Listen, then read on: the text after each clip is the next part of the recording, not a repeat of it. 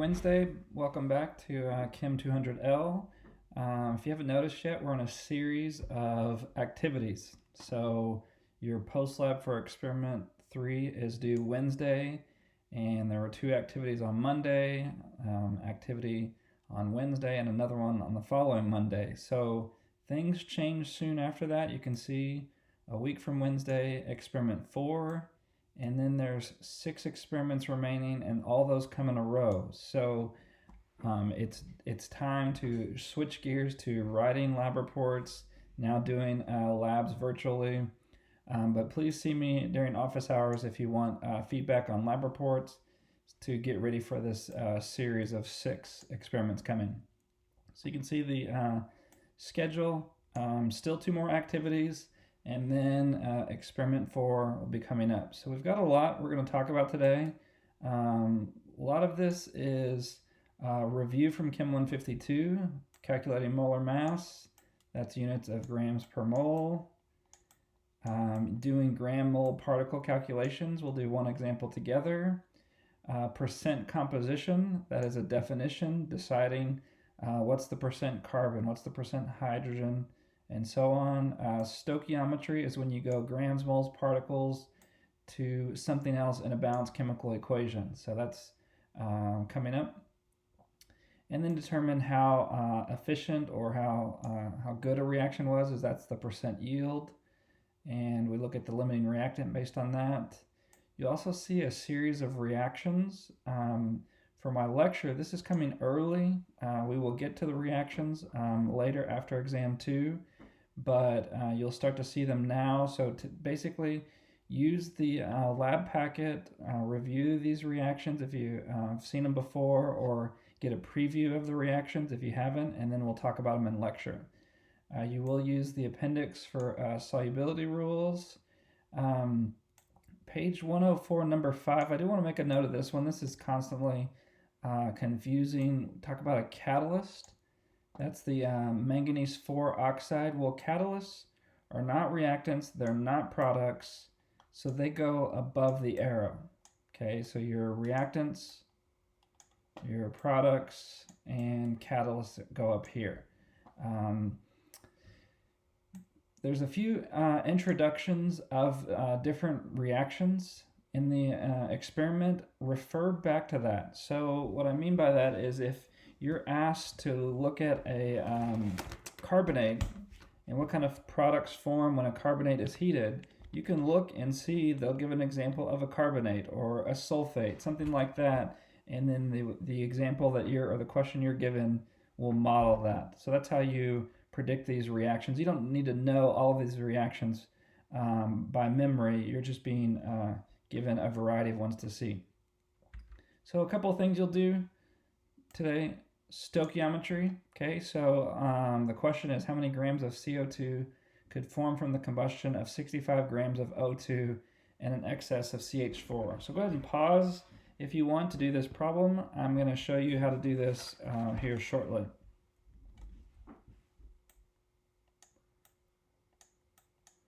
So we start, if we're in grams, we need to go grams to moles of oxygen. And you can see we have 2 sig figs to start with. So you just need a little bit more than 2 sig figs. My periodic table can give me a lot more. So I'll put them all in here. 1 mole of O2. We're going to see that we need a ratio of moles of O2 to moles of carbon dioxide. That's not given in the problem.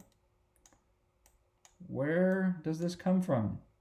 Okay, that comes from a balanced chemical equation, so we have to get that. I'm just showing the roadmap now, but that's the piece we need, the mole ratio, because all of these are molar mass. You can look up from the periodic table, but you can't just pick out the ratio of the reaction. You have to balance that. So that's grams CO2, and that's what we need here. So if we take a look at the reaction, this is methane, and it's oxygen, and it's a combustion reaction, so that's CO2 and water. And if we've got 4 hydrogens on the left, we need 4 hydrogens on the right. If we've got 2 oxygens on the left and another 2 oxygens, we need here. So now we can see our mole ratio is 2 moles of oxygen for every 1 mole of carbon dioxide here.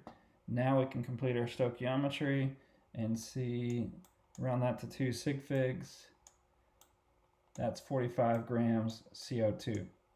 So what you'll do in this activity is molar mass here, you'll do mole ratios here, stoichiometry, converting grams of oxygen to grams of CO2.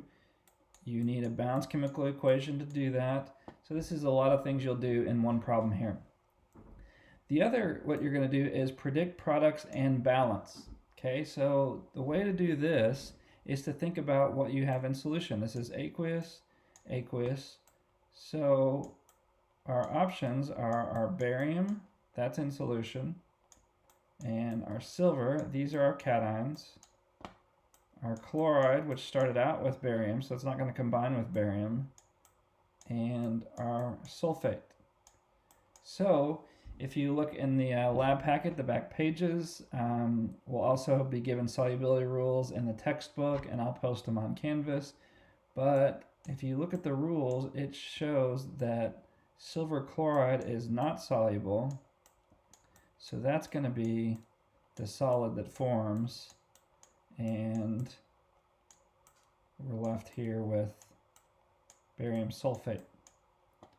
Okay, so you can also look up solubility rules for barium sulfate. So if you take a look, this is on page 193, and if you look, you'll see barium on the left, and you'll move along to the right, and you'll see it goes to sulfate. And guess what? It actually also has an I in soluble. So this is a strange one because you get 2 products that form. So that's the way you'll use the appendix, page 192, 193. You'll also, like I said, look at example problems in, for instance, the activity. If you take a look,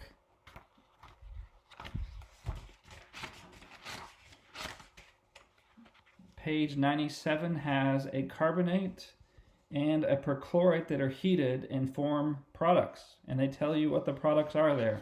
Well, if you take a look in your activity, you can see that you're asked to do something similar.